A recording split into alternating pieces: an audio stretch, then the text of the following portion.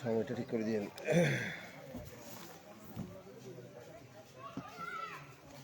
এই মাইকম্যান কোথায়? ঠিক করে দেবেন।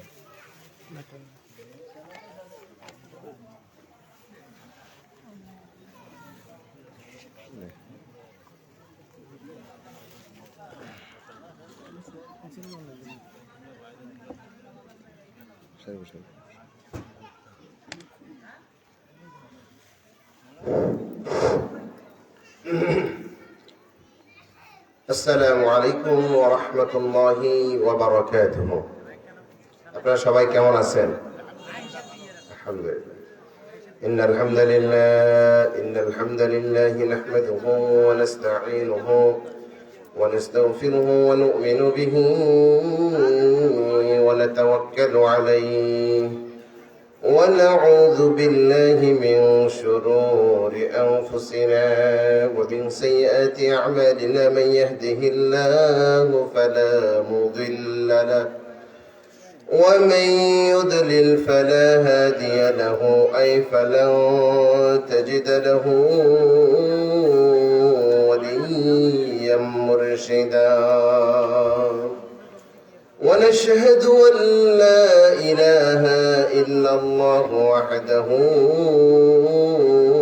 لا شريك له ونشهد أن سيدنا وحبيبنا ومولانا محمدا عبده ورسوله الذي يرسله بالحق بشيرا ونذيرا وداعيا إلى الله بإذنه وسراجا منيرا فقد قال الله سبحانه وتعالى في كلامه المجيد وفي فرقانه الحميد পড়ুন সবাই আউযু বিল্লাহি মিনাশ শাইতানির রাজীম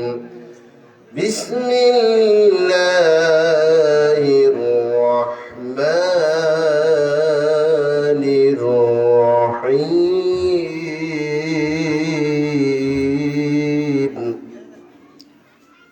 يقول يا ليتني قدمت لحياتي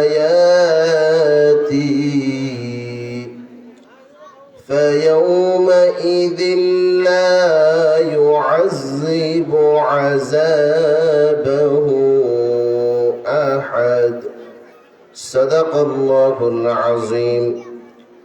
عن ابن مسعود رضي الله تعالى عنه قال قال النبي صلى الله عليه وسلم لا تزول قدم ابن آدم حتى يسأل عن خمس عن عمره فيما أفناه وعن شبابه فيما أبلى وعن ماله من أين اكتسب وما أنفق وما عمل فيما علم أو كما قال عليه الصلاة والسلام.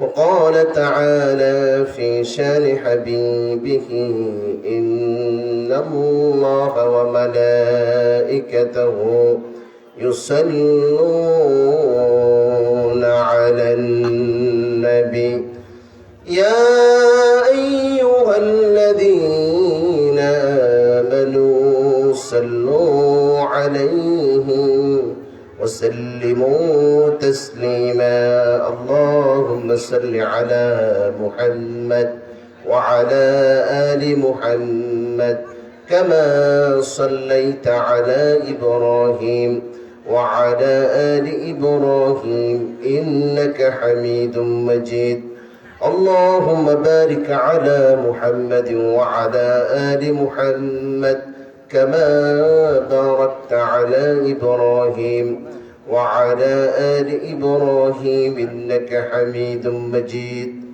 সকলে বলুন ربنا لك الحمد حمدا كثيرا طيبا مباركا فيه يا ربي লাকাল হামদু কামা ইয়ানবাগি লিজালালি ওয়াজহিকা ওয়া আযীমি সুলতানিকা। আমরা সে মহান রাজাদিরাজ আল্লাহ সুবহানাহু ওয়া তাআলার দরবারে শুকরিয়ার মস্তক অবনত করছি যে মহামনিব আল্লাহ সুবহানাহু ওয়া তাআলা তার অসংখ্য গোলামদের মাঝ থেকে যেই গোলামদেরকে বেশি ভালোবাসেন, পছন্দ করেন, তাদেরকে তিনি কোরআনের এই বাগানের মেহমান হিসেবে কবুল করেছেন। এজন্য আমরা সকলে কালিমাতুশ শুকর আদায় করছি আলহামদুলিল্লাহ। আল্লাহ তাআলার প্রশংসা যারা দুনিয়ায় করে তারা জান্নাতে গিয়েও কার প্রশংসা করবে? আমরা কি জান্নাতে গিয়ে আল্লাহর প্রশংসা করতে চাই? যে আমাদের একটু আগে মুহতামিম হুজুর চমৎকার আলোচনা করেছেন জান্নাতের উপর, আমরা শুনছিলাম না? সেই জান্নাতে যেতে কি সবাই চাই? সবাই যেতে চাই। আমার নবী বলেন, আমার উম্মতের মাঝে যেই উম্মতেরা জান্নাতে যেতে চায় তারাও ঘুমায়, আর যারা জাহান্নাম থেকে বাঁচতে চায় তারাও ঘুমায়। ঠিক না? ফজরের সময় মসজিদে মুসল্লি নাই, জুমার দিন মসজিদে জায়গা নাই, ঠিক কিনা?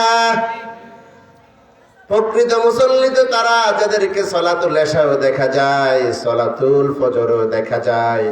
আবার নবী বলেন, দুইটা নামাজ মুনাফিকদের কাছে সবচাইতে কষ্টের। কয়টা নামাজ? আমার নবী বলেন সলাতুল ইশা এবং সলাতুল ফজর। কোন ব্যক্তি যদি সলাতুল ইশা জামাতে আদায় করে, সারা রাত কোনো নফল ইবাদত করে নাই, তাহাজ্জুদ পড়ে নাই, আবার ঘুম থেকে উঠে সলাতুল ফজরটা জামাতে আদায় করলো, বিশ্বনবী বলেন ওই লোকটা সারা রাত জেগে জেগে নফল ইবাদত করলে যেই পরিমাণ সওয়াব হতো, আল্লাহ আমার সেই উম্মতের আমল নামায় সারা রাত নফল ইবাদতের সওয়াব লিখে দেবেন। সুবহানাল্লাহ। বিশ্বনবী বলেন দুইটা নামাজ মুনাফিকদের কাছে কষ্টের, একটা হলো সলাতুল ইশা, একটা হলো সলাতুল ফজর। দেখা যায় কিছু মুসল্লি আছে, ইশায় আছে কিন্তু ফজরে নাই।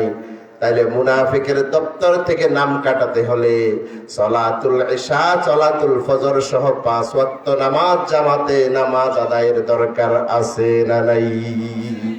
আল্লাহ আমাদের তৌফিক দান করুন। আমার সময় একবারেই কম, 30 মিনিটে আলোচনা শেষ করা এটা জটিল ব্যাপার। এই জন্য আমি আসলে বেশি কথা বলতে পারবো না। ভূমিকা না দিয়ে আমাকে কয়েকটি কথা বলে আমি কথা শেষ করতে হবে, যেহেতু মাহফিল কর্তৃপক্ষ যেভাবে শিডিউল করেছে। শুকরিয়া, আলহামদুলিল্লাহ। ইসলামী সমাজ কল্যাণ ফাউন্ডেশন এলাকাবাসীর উদ্যোগে আয়োজিত আজকের এই বিশাল তাফসীর মাহফিলে সভাপতিত্ব করছেন জনাব আলহাজ মোহাম্মদ বেলাল হোসেন, অতিরিক্ত পরিচালক বাংলাদেশ ব্যাংক সভাপতি ইসলামী সমাজ কল্যাণ ফাউন্ডেশন। আজকের এই প্রোগ্রামে অনেক মেহমান বৃন্দ উপস্থিত থাকবেন। প্রধান মেহমান হিসেবে আলোচনা রাখবেন যিনি ইতিমধ্যে আমাদের মাঝে আছেন, বিশিষ্ট আলেমদ্বীন, সাতক্ষীরার কৃতি সন্তান, মজলুম আলেমদ্বীন মৌলানা মুস্তফা মাহবুব আলম সাহেব।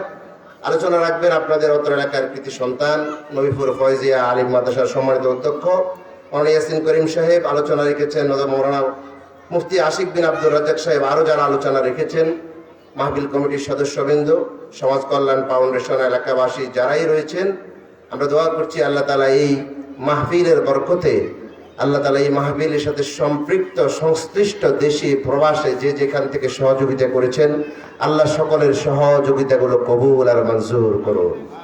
যারা কবরবাসী হয়ে গেছেন, আল্লাহ তাদের কবরকে জান্নাতের বাগান বানিয়ে দিন। আসুন প্রিয় ভাইরা, আমি আপনাদের সম্মুখে কোরআনুল কারীম এর সূরা আল ফজর থেকে একটি আয়াত তেলাওয়াত করেছি। সময় কম দেখে আমি তাৎক্ষণিক আলোচনার বিষয় চেঞ্জ করেছি। এই দুনিয়ায় আমরা যারা আসছি, আমরা কি সারা জীবন এই দুনিয়ায় থাকবো? থাকার সুযোগ আছে? এক সময় এই পৃথিবীতে আমাদের কোনো অস্তিত্ব ছিল, আবার এমন একটা সময় আসবে এই পৃথিবীতে আমাদের কোনো অস্তিত্ব। আল্লাহ রাব্বুল আলামিন বলেন, হাল আতা আলাল ইনসানি হিনুম মিনাদ দাহরি লাম ইয়াকুন শাইয়্যাম মাযকুরা। জোরে বলি আল্লাহু আকবার। আল্লাহ বলেন, এমন একটা সময় ছিল যখন এই পৃথিবীতে তোমার কোনো অস্তিত্ব ছিল না, তোমার কোনো নাম ছিল না, তোমার কোনো সম্মান প্রভাব প্রতিপত্তি ছিল না। আল্লাহ বললেন সূরা বাকারায়, কাইফা তাকফুরুনা বিল্লাহি ওয়া কুনতুম আমওয়াতান ফাআহইয়াকুম সুম্মা ইউমীতুকুম সুম্মা ইউহয়ীকুম সুম্মা ইলাইহি তুরজাউন। আল্লাহ বললেন, কিভাবে তোমরা তোমাদের রব আল্লাহকে অস্বীকার করো, অথচ এক সময় তোমরা সবাই মৃত ছিলে, তোমাদের কোনো অস্তিত্ব ছিল না, সেখান থেকে আমি আল্লাহ তোমাদের জীবন দিলাম, আবার আমি আল্লাহ তোমাদের মৃত্যু দেব, আবার মৃত্যুর পরে আমি আল্লাহ তোমাদেরকে আবার জীবন দেব। সকল দুনিয়ার এই সফর শেষ করার পরে তোমারে সুম্মা ইলাইহি তুরজাউন, আবার তোমাদের সবাইকে আমি আল্লাহর দরবারে আসতে হবে, ঠিক না? সেই বিভীষিকাময় দুনিয়া থেকে চলে যাওয়ার পরে আখিরাতের প্রথম ঘাঁটি কবর। সেই কবরে যাওয়ার আগে যখন মানুষটার মৃত্যুর সময় ঘনিয়ে আসবে, তখনই বোঝা যাবে লোকটা কি বদকার নাকি নেককার। লোকটা যদি নেককার হয়, আল্লাহর ফেরেশতারা তার জন্য জান্নাত থেকে আপনার আকফানুন মিন আকফানিল জান্নাহ, তার জন্য জান্নাত থেকে এমন একটি রেশমের ওয়াল নিয়ে আসবে সুগন্ধ লাগিয়ে, এটা দিয়ে ধরে তার চোখের সামনে, তার নাকের সামনে এটা এমন ভাবে ধরবে, তারে অত্যন্ত আদর করে যত্ন করে বলবে, ইয়া আইয়াতুহান নাফসুল মুতমাইন্না, এই প্রশান্ত আত্মা আসো, তোমার রবের সন্তুষ্টির দিকে আসো।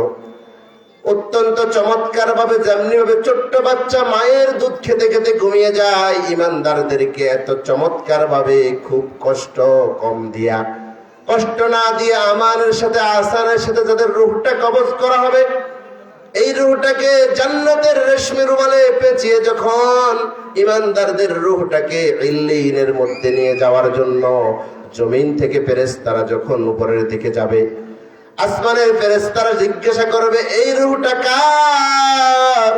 এই রূহটা থেকে কেন এত ঘ্রাণ বের হচ্ছে, এত সুঘ্রাণ বের হচ্ছে? মানুষরা বলবে, এটা অমুকের ছেলে, অমুকের রূহ। সুবহানাল্লাহ। যদি বদকার হয়, জাহান্নাম থেকে খসখসে চাটাই যুক্ত, দুর্গন্ধ যুক্ত আপনার কাপড় নিয়ে আসা হবে, সেখান থেকে অনেক কষ্ট করে তার রূহটা কবজ করা হবে। তারে বলা হবে, হে হে পাপিষ্ঠ আত্মা, আসো তোমার রবের অসন্তুষ্টির দিকে। এই রূহটা নিয়ে যাওয়ার সময় জমিন থেকে আসমান পর্যন্ত, সিজ্জিন পর্যন্ত দুর্গন্ধে আসমানবাসীরা বলবে, রূহটা কার? ফেরেশতারা বলবে, রূহটা অমুকের সন্তান অমুকের। এখন কবরের মধ্যে লোকটা চলে গেল, কবরে প্রশ্ন আছে না নাই? এক নম্বর প্রশ্ন, আমার রব্বুকে, তোমার রবকে। রবের প্রশ্ন কবরে আছে না নাই? আমাদের রবকে? আল্লাহ আমারে রব, এই রবি আমার সব।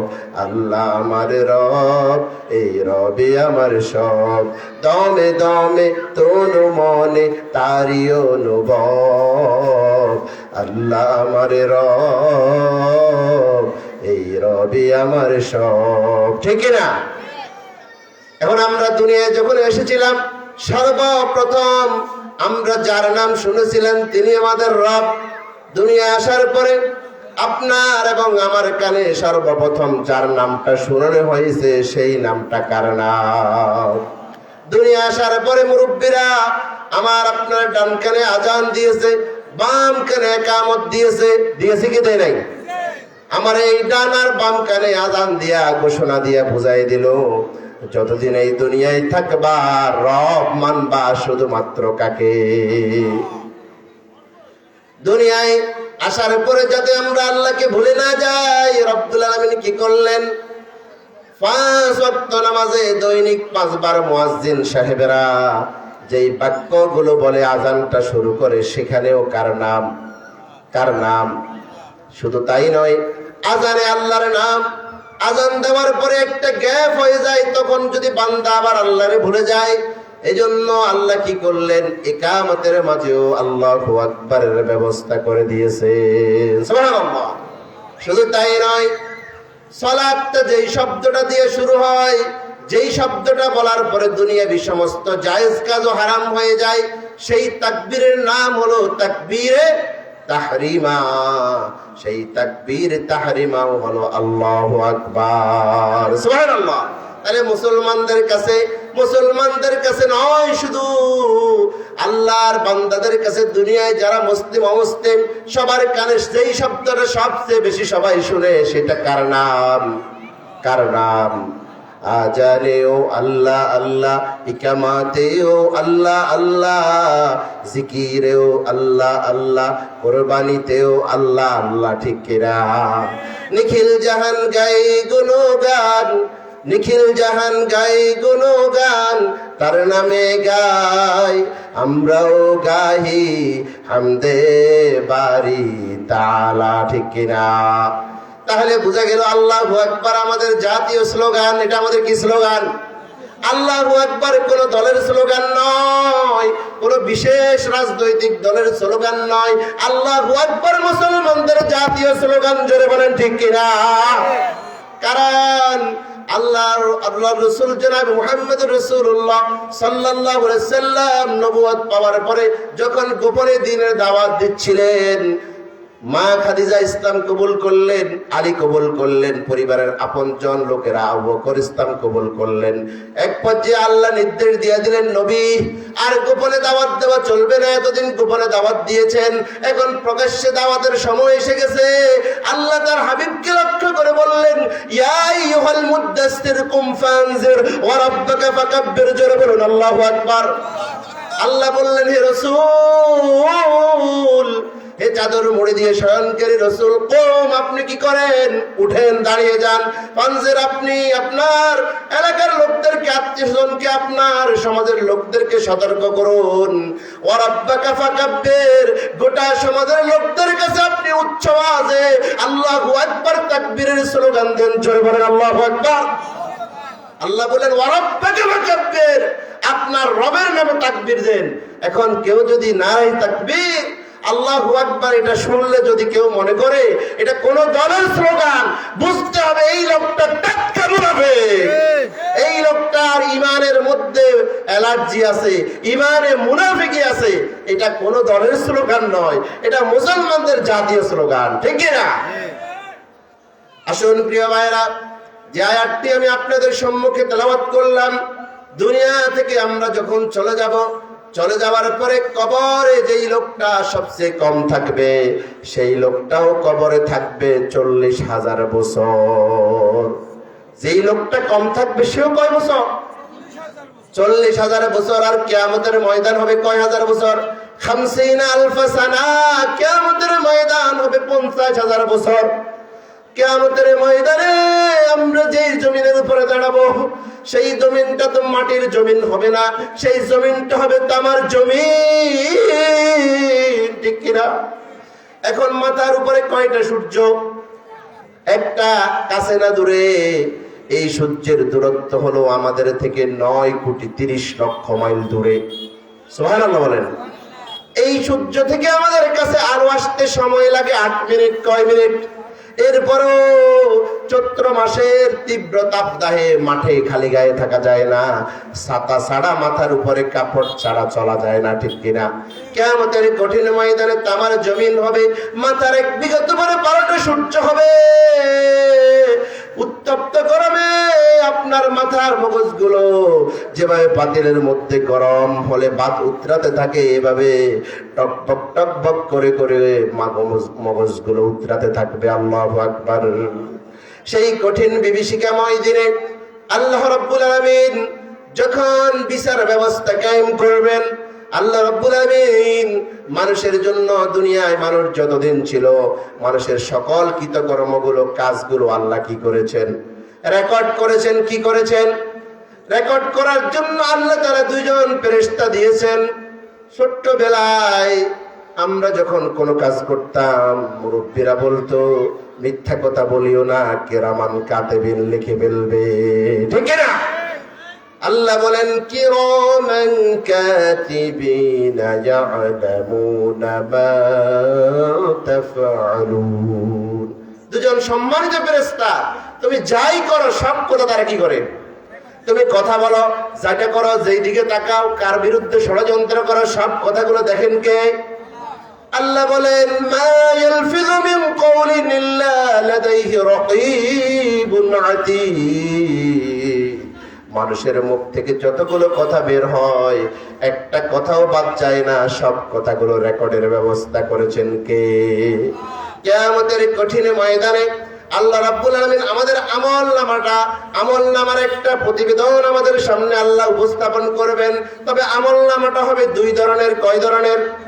একটা হবে ডান হাতে, একটা ভাবে ডান হাতে, কেউ ভাবে ডান হাতে, কেউ ভাবে কোন হাতে? বাম হাতে। ডান হাতে যারা পাবে তারা হলো আল্লাহর ভাষায় তারা হলো আসহাবুল ইয়ামিন, তারা হলো ডানপন্থী নেককার লোকেরা, ইমানদার লোকেরা, নামাজি লোকেরা, কোরআনের পক্ষের লোকেরা। আরেকটা আমলনামা ভাবে বদকার লোকেরা। ডান হাতে যারা আমলনামা পাবে তারা আমলনামা পেয়ে বুঝে যাবে আমরা জান্নাতি। যারা বদকার তাদের আমলনামাটা বাম হাতে দেওয়া হবে। নেককারদের আমলনামাটা সামনের দিক থেকে, বদকারদের আমলনামাটা পিছন দিক থেকে দেওয়া হবে। এই আমলনামা দেওয়ার আগে আল্লাহ রাব্বুল আলামিন একটা ঘোষণা দিবেন।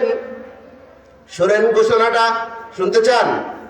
আমলনামা যখন দিবে সেখানে জান্নাতি জাহান্নামী সবাই আছে না নাই? আল্লাহ তাআলা তখন একটা ঘোষণা দিবেন। সবাই তো একসাথে, সবাই আলাদা হওয়ার জন্য সেখানে কোনো র্যাব পুলিশ দরকার, কোনো বাঁশির দরকার, লাঠি চার্জ করার, গরম পানি মারার, টিয়ার সেল মারার দরকার? আল্লাহ একটা ঘোষণাই দিবেন, যথেষ্ট। আল্লাহ রাব্বুল আলামিন সেই ঘোষণাটা সূরা ইয়াসিনে বলছেন। আল্লাহ বললেন, ওয়ামতাজুল ইয়াউমা আইয়ুহাল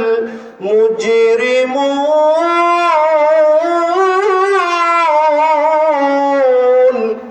আল্লাহ বলবেন, ও মুজরিমরা, ও পাপীরা, ও অপরাধীরা, দুনিয়ায় যারা আল্লাহর রব মানো নাই, যারা দুনিয়া আল্লাহর বিধান মানো নাই, যারা নামাজ আদায় করো নাই, যারা শরীয়ত মানো নাই, যারা ইসলামের পক্ষে থাকো নাই, এরকম যারা আছো আল্লাহ বলবেন সবাই কি হয়ে যাও? আলাদা হয়ে যাও, আলাদা হয়ে যাও, আলাদা হয়ে যাও। আল্লাহর এই ঘোষণার পরে একসাথে থাকার সুযোগ আছে? কিন্তু দুনিয়ায় তো দেখা যায় রোজা না রেখেও রোজাদারদের সাথে ইফতার করা যায়, ঠিক কিনা বলেন? পুরা এক সপ্তাহের মধ্যে একদিনও মসজিদে জামাতে নামাজ আদায় করে না। জুমার দিনে দেখা যায় সেই লোকটা প্রথম কাতারে জায়গা দিতে হয়, আছে না নাই? অনেক পরে আসে, মুসল্লিদেরকে ডিঙে ডিঙে সরায় সরায় সামনের কাতারে যায়, এরকমের মুসল্লি আছে না নাই? এখন সেই দিন তো আর বোঝা যায় না, কেউ বলে না এই লোকটা 5 ওয়াক্ত নামাজ জামাতে আদায় করে নাই, এই লোকটা শুধু জুমার দিন এসছে, এই লোকটা রোজা না রেখে ইফতার করতেছে, এটা যদিও বোঝা না যায়। কিন্তু কিয়ামতের ময়দানে রব যখন ওয়ামতাজুল ইয়াউমা আইয়ুহাল মুজরিমুন বলে, যখন আল্লাহ তাআলা নোটিশ জারি করে দেবেন, সেই দিন আর কেউ ইমানদার বেঈমান বদকার নেককার একসাথে থাকার সুযোগ নাই, আলাদা হয়ে যাবে। আল্লাহ তাআলা আমলনামা দিয়ে দিবেন। আমলনামা দেওয়ার পরে আল্লাহ বলবেন, সূরা বনী ইসরাঈলের 14 নম্বর আয়াতে আল্লাহ বললেন, কোন সূরা? সূরা বনী ইসরাঈল। সূরা কোন সূরা? সূরা বনী ইসরাঈল। যেই শব্দটা, যেই সূরাটা কোরআনুল কারীমের 15 পারার শুরু এবং প্রথম, যেই সূরার প্রথম আয়াতে আল্লাহ তাআলা রাসূলের মেরাজের কথা বলেছেন। আল্লাহ বলেছেন, সুবহানাল্লাযী আসরা বিআবদিহি লাইলাম মিনাল মাসজিদিল হারামি ইলাল মাসজিদিল আকসা। সেই সূরায় আল্লাহ তাআলা বলে দিবেন। আমলনামা দেওয়ার পরে আল্লাহ বলবেন, ইকরা কিতাবাকা কাফা বিনাফসিকাল ইয়াউমা আলাইকা হাসিবা। কার কথা? আল্লাহ তাআলা সূরা বনী ইসরাঈলের 14 নম্বর আয়াতে আল্লাহ বললেন, পড়ো তোমার আমলনামা। আজকে তোমার আমলনামা পড়ার জন্য তুমি নিজেই যথেষ্ট। আল্লাহ রাব্বুল আলামিন আমলনামাটা দিয়া দিবেন। আমলনামাটা যখন আল্লাহ দিবেন, তখন আমি আগেই বলেছি আমলনামা মানুষ সবাই কিন্তু এক হাতে পাবে না। ইমানদাররা, ডানপন্থী লোকেরা আমলনামা পাবে কোন হাতে? বামপন্থীরা পাবে কোন হাতে? বাম হাতে। দুনিয়ায় আমাদের দৃষ্টিতে দুনিয়ায় অনেক দল আছে, আল্লাহর কাছে দল হলো 2টা। কয়টা? একটা হলো আসহাবুল জান্নাহ, জান্নাতীদের দল। আরেকটা হলো আসহাবুন নার, জাহান্নামীদের দল। একটা হলো ফারিকুন ফিল জান্নাহ, আরেকটা হলো ফারিকুন ফিস সাঈর। একটা হলো আসহাবুল ইয়ামিন, আরেকটা হলো আসহাবুশ শিমাল। তার মানে বদকার আর নেককারের দল, জান্নাতীর দল, জাহান্নামীর দল। আমলনামাটা যখন রব দিয়ে দিবেন, আমলনামা দেওয়ার পরে পরকালীন জীবনে যাওয়ার পরে বান্দারা 9টা আফসোস করবে। কয়টা আফসোস করবে? কয়টা? শুধু এই 9টা পয়েন্ট বলে আমার কথা শেষ হয়ে যাবে, কারণ সময় তো নাই। 9টা আফসোস করবে বান্দারা।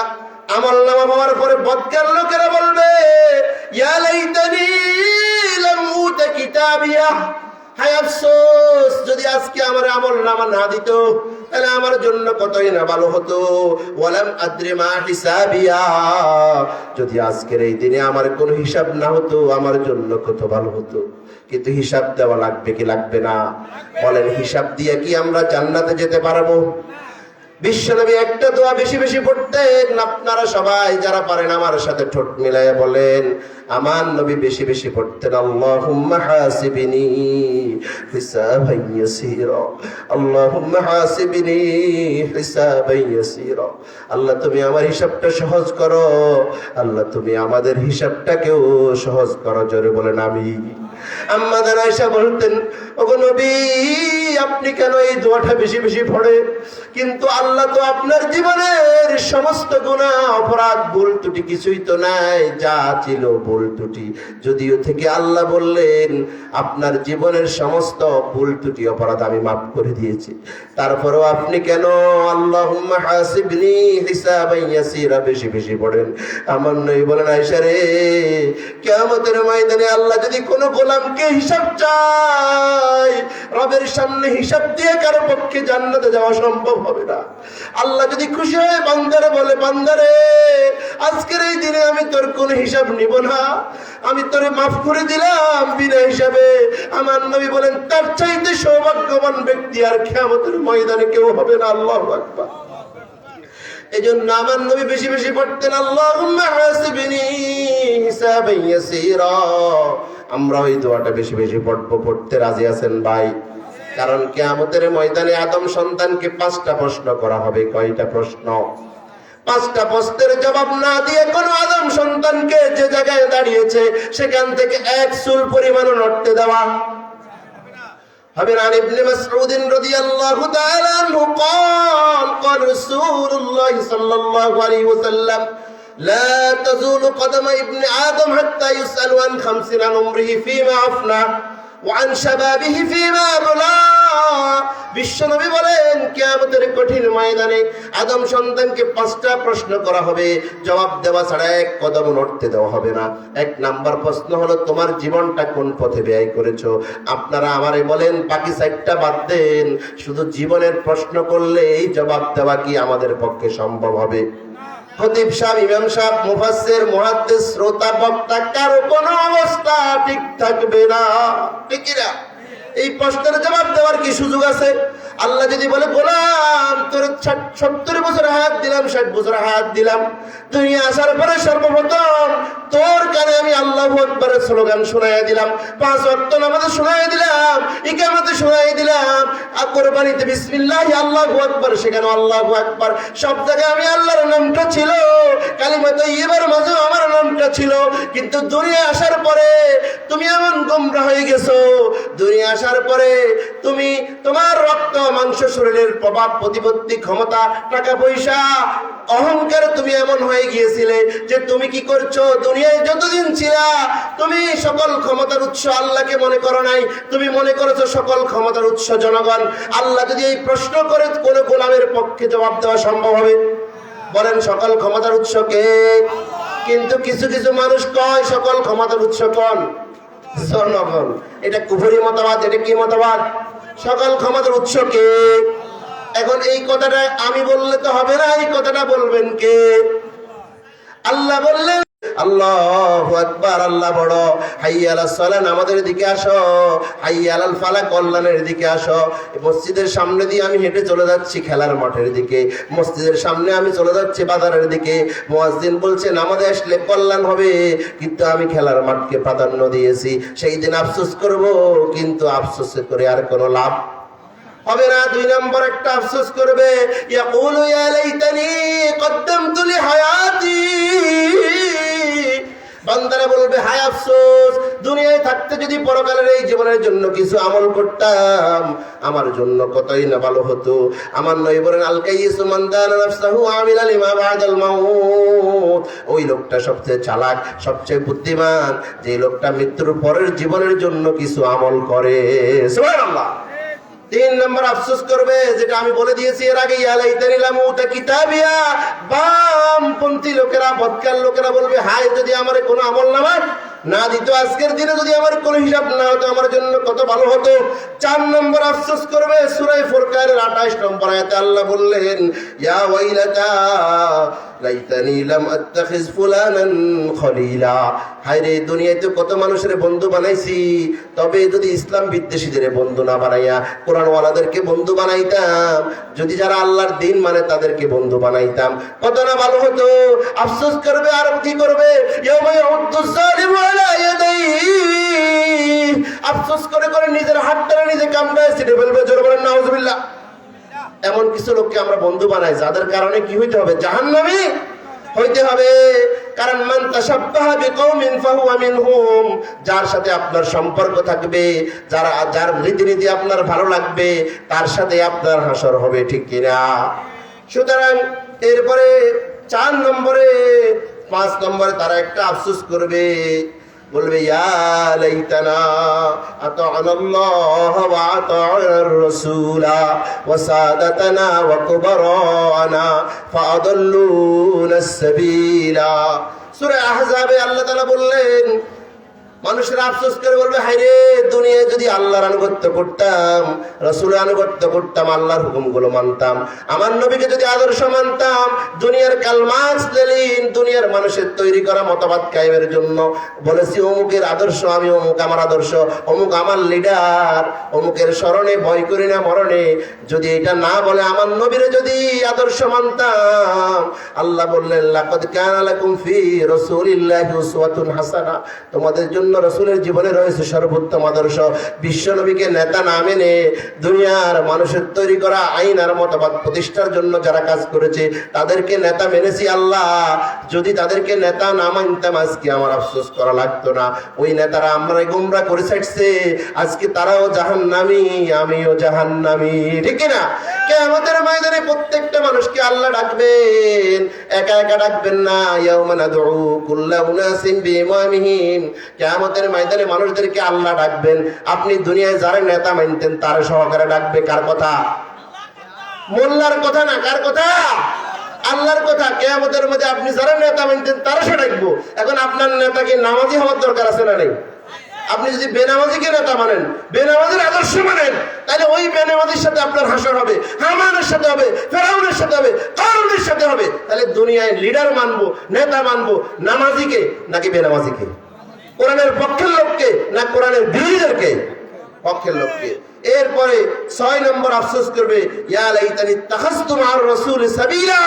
হায় আফসোস, যদি রাসূলের সঙ্গী হইতাম, রাসূলের দলে থাকতাম, রাসূলুল্লাহ এজেন্ডা বাস্তবায়নের জন্য থাকতাম। রাসূল এই দুনিয়ায় একটা কর্মসূচি নিয়ে আসছে, কয়টা? সূরা সফের আল্লাহ তাআলা 9 নম্বর আয়াতে বললেন ওয়াল্লাযী আরসালা রাসূলাহু বিল হুদা ওয়া দীনিল হক লিইয়ুযহিরাহু আলাদ দীনি কুল্লিহি ওয়ালাউ কারিহাল মুশরিকুন। কার কথা? আল্লাহ বললেন তিনি সে মহান আল্লাহ যিনি তার রাসূলকে এই দুনিয়ায় পাঠিয়েছেন। দুনিয়ার জন্য পাঠিয়েছেন, খালি হাতে পাঠান নাই। আল্লাহ তাআলা তাকে দ্বীনে হক সহকারে পাঠিয়েছেন। আর এই দ্বীনে হক এজন্য পাঠিয়েছেন যাতে করে লিউযহিরাহু আলাদ দীনি কুল্লিহি। তাফসীরে এসেছে লিউগলিবাহু আলা সাইরিল আদিয়ানিল বাতিলা। দুনিয়ায় মানুষের তৈরি করা সমস্ত আইন আর মতবাদের উপরে যাতে করে আল্লাহর আইনকে বিজয়ী করতে পারে। দুনিয়ার মানুষের তৈরি করা আইনের উপরে যেন আল্লাহর দ্বীনকে, আল্লাহর কোরআনকে সমাজে রাষ্ট্রে কায়েমের ব্যবস্থা করতে পারে, সমাজে রাষ্ট্রে কায়েম করতে পারে। এজন্য আল্লাহ তার রাসূলকে পাঠিয়েছে। সুবহানাল্লাহ। আমার নবী হাদিসে বলেন মান মাতা লাম ইয়াগযু ওয়া লাম ইউহাদ্দিস বিহি নাফসুহু মাতা আলা শুবাতিন মিনান নিফাক। এই হাদিসটা আমল করলে আজকের আলোচনা সার্থক হয়ে যাবে। আমার নবী বলেন, আমার যে উম্মত গোটা জীবনে কোনোদিন আল্লাহর জমিনে দিন কায়েমের জন্য কাজ করে নাই, গোটা জীবনে কোনোদিন সমাজে রাষ্ট্রে পরিবারে কোরআন কায়েমের জন্য কাজ করে নাই, কিন্তু অন্তরে এই আশাও লালন করে নাই আল্লাহর দিন কায়েমের জন্য কাজ করা দরকার, আল্লাহর দিন প্রতিষ্ঠার জন্য সহযোগিতা করা দরকার, এই চিন্তা যার মনে একদিনের জন্য আসে নাই, নবী বলেন এই অবস্থায় যদি সে মারা যায়, এই অবস্থায় যদি সে মারা যায়, মাতা আলা শুবাতিন মিনান নিফাক। জোরে বলেন নাউজুবিল্লাহ। আল্লাহর জমিনে দিন কায়েম করা দরকার, এই কাজও করে নাই, এই তামান্না অন্তরেও ছিল না, এই অবস্থায় যদি মারা যায়, নবী বলেন শুবাতিন আলা মাতা আলা শুবাতিন মিনান নিফাক, এই লোকটার মৃত্যু হবে মুনাফিকের মৃত্যু। নাউজুবিল্লাহ বলেন। এরপরে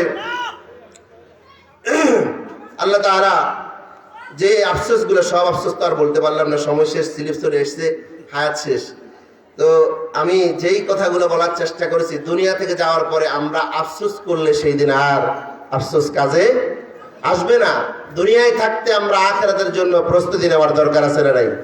জীবনের সকল ক্ষেত্রে রব মানবো কাকে? নেতা এবং আদর্শ মানবো কাকে? বিশ্বনবীকে। বলেন আমার নেতা তোমার নেতা, আবার বলেন আমার নেতা তোমার নেতা। আল্লাহ রাব্বুল আলামিন আমাদের সকলকে, পরিবারগুলোকে যেন আমরা কোরআনের রঙে রাঙাতে পারি। সিবগাতাল্লাহ ওয়া মান নাহসানু মিনাল্লাহি সিবগা ওয়া নাহনু লাহু আবিদুন। এই কোরআন তেলাওয়াত করলে শান্তি লাগে, তেলাওয়াত শুনলে শান্তি লাগে। এই কোরআন যদি সমাজে রাষ্ট্রে কায়েম হয়, আল্লাহ বললেন লাফাতাহানা আলাইহিম বারাকাতিন মিনাস সামা। আল্লাহ তাআলা কোরআন যদি সমাজে রাষ্ট্রে কায়েম হয়ে যায়, এই সমাজে, রাষ্ট্রে, দেশে, আসমান থেকে, জমিন থেকে আল্লাহ বরকতের সব দরজা খুলে দেবে। আল্লাহ তাআলা আমাদের সকলকে পরকালের জন্য প্রস্তুতি নিয়ে, আল্লাহ তাআলা আমাদের প্রস্তুতি নেওয়ার তৌফিক দান করুন। যে আলোচনা করেছি আমাকে আমল করার, আমার ভাইদেরকে আমল করার তৌফিক দান করুন। হাযা মা ইনদি ওয়া আলমু ইনদাল্লাহ আলাইহি তাওয়াক্কালতু ওয়া ইলাইহি উনীব। আসসালামু আলাইকুম ওয়া রাহমাতুল্লাহি ওয়া বারাকাতুহু। আলহামদুলিল্লাহ।